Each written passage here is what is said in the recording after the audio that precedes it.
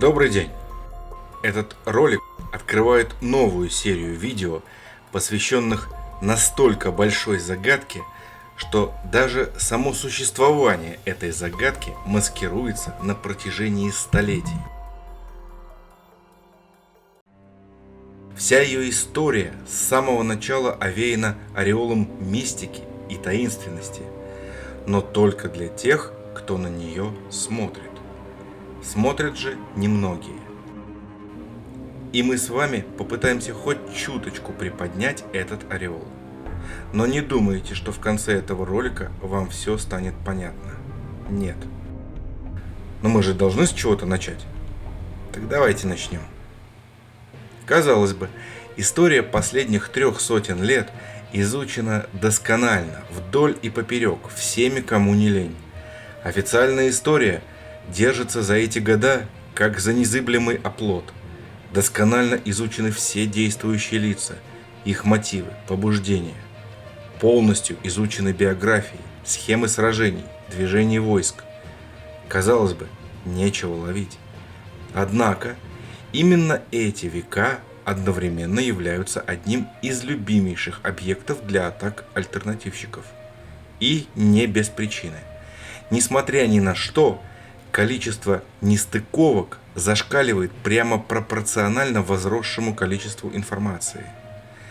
Возьмем, к примеру, Петра I. Кто-то утверждает, что его подменили, кто-то доказывает, что он не строил Петербург. Загадок навалом. Равно как и людей, видящих нестыковки и задающих вопросы. Поэтому пусть первым нашим персонажем и станет Петр. Петр I. Но в несколько необычном ракурсе.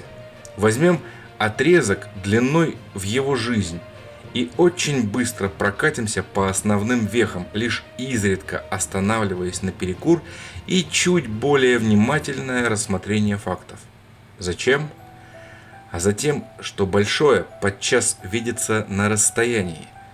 И чем больше объект, тем дальше нужно отодвинуться, чтобы увидеть всю картину целиком. Родился наш герой 30 мая 1672 года. Да, мы знаем, что тогда было другое летоисчисление, другие даты, но в данный момент нам это не важно. Это лишь запутает нас и уведет в ненужные детали. Итак, снова. Родился наш герой 30 мая 1672 года. И как-то сразу не заладилось, пошла целая череда смертей. Через 4 года умирает его отец. И на престол выбран его сын от первого брака Федор. Еще через 6 лет умирает и сам Федор. И через несколько недель после его смерти в Москве происходит восстание стрельцов.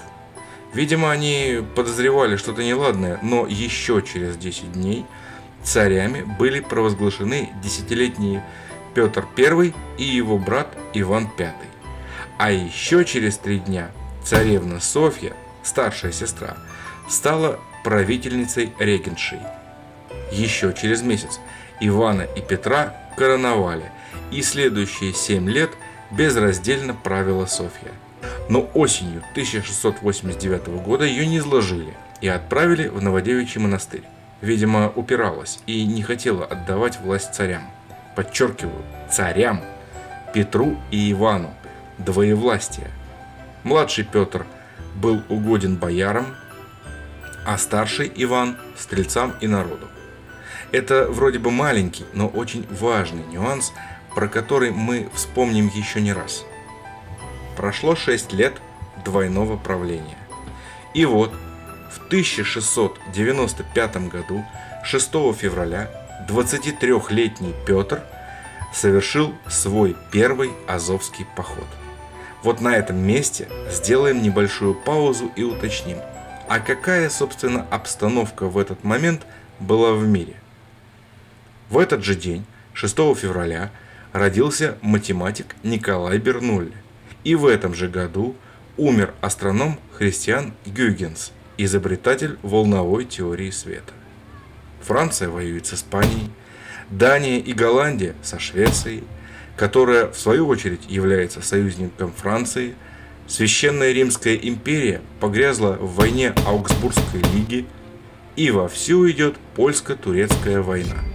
Именно в этом году состоялась Львовская битва между крымскими татарами и поляками. В Швеции за 2 года до этого умерла королева Ульрика Элеонора. Правителем остался Карл XI. И еще в этот год был сильнейший неурожай в Швеции. Однако самое странное творилось на другом конце света, в Османской империи. Историки как бы между делом сообщают, что в этот год умер султан Ахмед II и трон принял султан Мустафа II. Казалось бы, что в этом странного? Ну, все умирают. Да и в Википедии это событие обычно на самом последнем месте. Однако здесь мы сталкиваемся с какой-то магией цифр. Судите сами. 6 февраля – день рождения Мустафы II. И 6 февраля 1695 года умирает Ахмед II. Соответственно, Мустафа II становится султаном на свой собственный день рождения. И именно в этот день, 6 февраля 1695 года, Петр принимает решение идти войной на Османскую империю, брать Азов. День начала операции выбран прекрасно, будто Петр что-то знал. Но интернета и телефона тогда ведь не было. Не думаю, что это простое совпадение. Но вот вопрос, какой голубиной почтой весть о смерти Ахмета дошла до Петра в тот же день? И он в тот же день принял решение идти войной. Зимой. Или все-таки это невероятное совпадение? И вот с этой точки зрения вроде бы становятся более понятными мотивы юного Петра воспользоваться войной Османской империи с Польшей и чехардой после смерти султана и пойти войной на Азов. Итак, через 4 месяца, в июне 1695 года, русские войска осадили Азов. То есть армия преодолела почти 1200 километров маршем примерно по 10-12 километров в день. Что-то как-то не очень торопились. Но и войско было немалое. 3 группы общей численностью почти 30 тысяч человек. На самом деле нестыковок и противоречий в этом походе много, однако мы не будем на них останавливаться, мы же смотрим в большом масштабе, поэтому идем дальше. Мы уже знаем, что на перемещение войска от Азова до Москвы ушло 4 месяца. Логично предположить, что и обратный путь был не короче. А это значит, что если 2 октября была снята осада, то к январю 1696 года войска должны были как раз прийти в Москву. И опять, по странному совпадению или злому року, именно в январе 1696 года, 29 числа, то есть, видимо, сразу по возвращении войск, умирает царь Иван V. 16 мая 1696 года войска вновь осадили Азов. На этот раз их было вдвое больше – 70 тысяч. Отсюда странная мысль. Во-первых, войска двинулись во второй поход практически без отдыха, то есть пришли в Москву, объединились с пополнением и тут же двинулись обратно. Ну, так получается хронологически.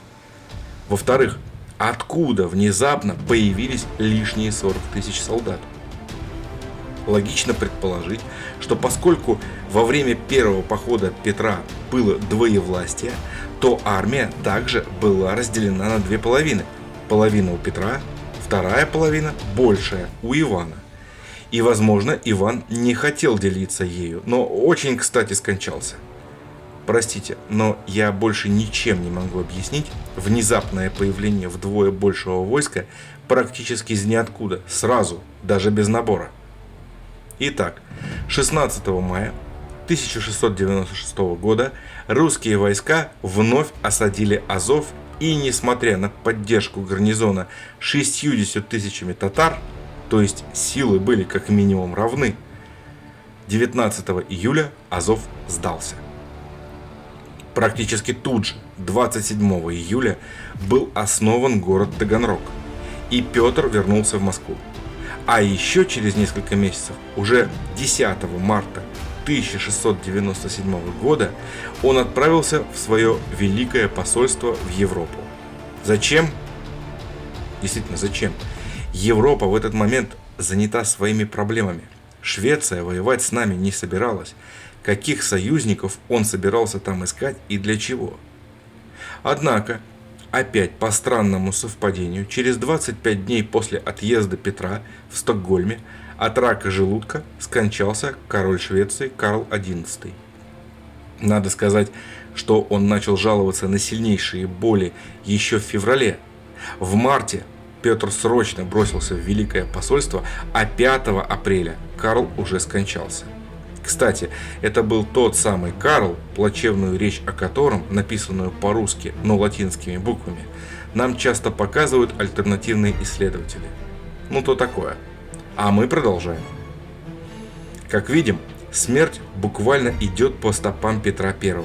А пока Петра нет, как раз в апреле, в этих же самых числах 3-5 апреля в Москве возникает стрелецкий бунт, который был подавлен 18 июня в ходе боя у Новоиерусалимского монастыря под Истрой.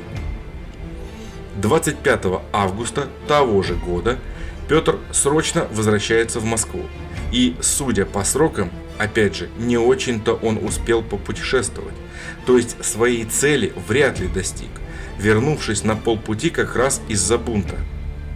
Всю осень продолжались казни и расследования стрельцов, а через год, в ноябре 1699 года, был заключен договор с Саксонией и Данией против Швеции. Что происходило весь этот год? Какая кошка пробежала между Россией и Швецией? Новый король Карл XII хотел воевать с Россией или наоборот, Петр хотел на нее напасть? Пока непонятно, но мы обязательно разберемся. Итак, дело идет к войне. 20 декабря 1699 года вводится новое летосчисление. Как говорится, ничто не предвещало, и вот опять. То есть, много домыслов насчет того, зачем это было сделано, но на фоне всего происходящего, а не было ли это условием саксов для союза против Швеции? 3 июля 1700 года был заключен мирный договор с Турцией, по которому ей возвращалось несколько мелких крепостей с обязательным последующим их уничтожением. Стороны договорились не строить на границах оборонительные сооружения и обязались соблюдать мир 30 лет. Это развязало Петру руки, и он вступил в Северную войну со Швецией. Вопрос: зачем? Конечно, Википедия и школа говорят нам о том, что необходимо было получить доступ к морю, но для чего? У нас же был Архангельск на севере и Таганрог с Азовом на юге. Наиболее разумные скажут, что таким образом образовывался единый водный путь от Черного до Балтийского морей по рекам России с пересадкой где-нибудь в Москве или Твери. Возможно, и звучит вполне разумно. Эдакий новый шелковый путь. Но давайте не будем торопиться с выводами. Посмотрим, что было дальше. В ноябре 1700 года Петр пошел войной на Швецию и осадил крепость Нарва. И вот на этом моменте мы опять задержимся подольше. Зачем именно Нарву? Посмотрите на ее географическое положение. Небольшая крепость Звезда, расположенная на берегу малюсенькой крохотной речушки в 12 километрах от берега моря. Накануне этой войны опять-таки умирают 2 из 3 петровских генералов, бравших Азов. Это Лефорт и Гордон. А всего к этой несчастной крепости было подтянуто свыше 60 тысяч солдат. Зачем вообще ее было брать? Кому она была нужна в глубине материка? Что охраняла? Нарвского водохранилища на тот момент не было. А если Петру нужен был выход в море, то вполне можно было бы просто окружить ее и взять измором, без штурма. Но нет. развязалось одно из самых кровопролитных сражений, в ходе которого мы проиграли. А Петр, никогда до этого не уходивший с поля боя, почему-то бежал. Однако, если взглянуть на один из рисунков расстановки сил перед боем, то с удивлением увидим неподалеку от крепости что-то похожее на береговую линию. Такое может получиться, если уровень воды был метров на 12 выше нынешнего. Кроме того, при таком уровне воды на месте Петербурга действительно как раз было бы болото. Плюс странный выбор времени – ноябрь. Брать северный город во время холодов? Я, конечно, не стратег, но, по-моему, идея так себе. Итак, 19 ноября 1700 года русские войска проиграли битву за никому не нужную Нарву, а уже через 2 месяца, 14 января 1701 года, Петр издает указ об основании навигатской школы. То есть других забот, видимо, не было. Идем дальше. С 1701 по 1702 годы стычки со шведскими войсками продолжаются неожиданно в ином направлении от Нарвы, на пространстве между Рижским заливом и Чудским озером. Там же были одержаны первые 2 крупные победы русской армии в битве при Эрестфере и Гумельсгофе. Что в этих битвах странного? То, что складывается впечатление, будто шведы пытаются прорваться куда-то на юг, а Петр пытается их не пустить. Осенью 1702 года Петр наносит контрудар в неожиданном для шведов месте, берет под контроль крепость Орешек в Ладожском озере и спустя долгие 7 месяцев, уже в мае, берет под контроль крепость Нейншанс. Это уже в черте современного города Петербурга. Кстати, почему Петру потребовалось на это 7 месяцев? И где все это время была шведская армия? Через 9 дней Петр в кавычках основывает Санкт-Петербург. Уже много слов сказано об этом моменте, но наша задача быстро пробежаться по основным верхам, поэтому и здесь надолго задерживаться не будем. Пока не будем. Через год, в 1704 году, взятие Дерпта и Нарвы. Постойте. Нарва понятно, но Дерпт. Это же недалеко от Гумельсгофа и Эрестфере, где мы совсем недавно одержали победу. И вдруг, внезапно, череда восстаний. Сначала Астраханское восстание с 1705 по 1706 год, а потом сразу же Донское восстание под предводительством Булавина с 1707 по 1708 годы. То есть 3-4 года восстаний и бунтов, в ходе которых Булавин, кстати, зачем-то пытался взять Азов. Зачем? Неважно. Пока. А что все это время делали шведы? Ничего? Странная вежливость. Прям настоящие джентльмены.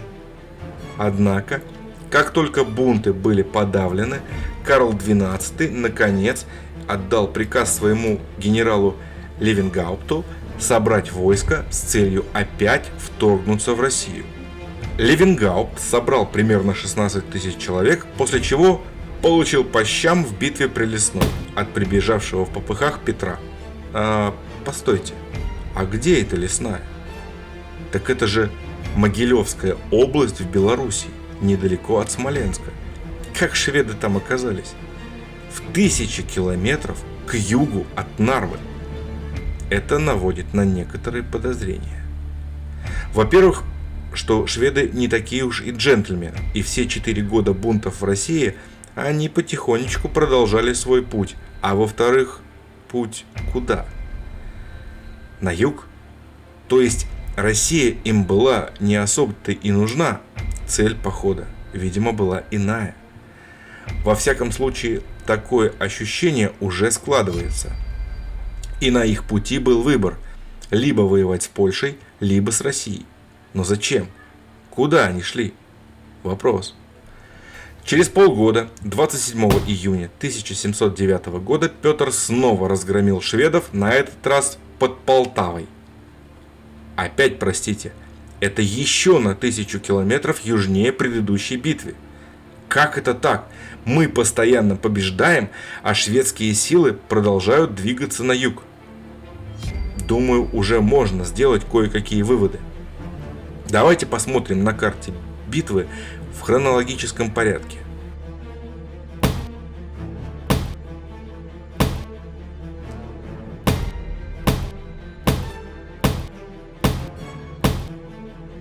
Получается четкая прямая, упирающаяся побережье Азовского моря всего в 100 с лишним километрах от Таганрога и Азова.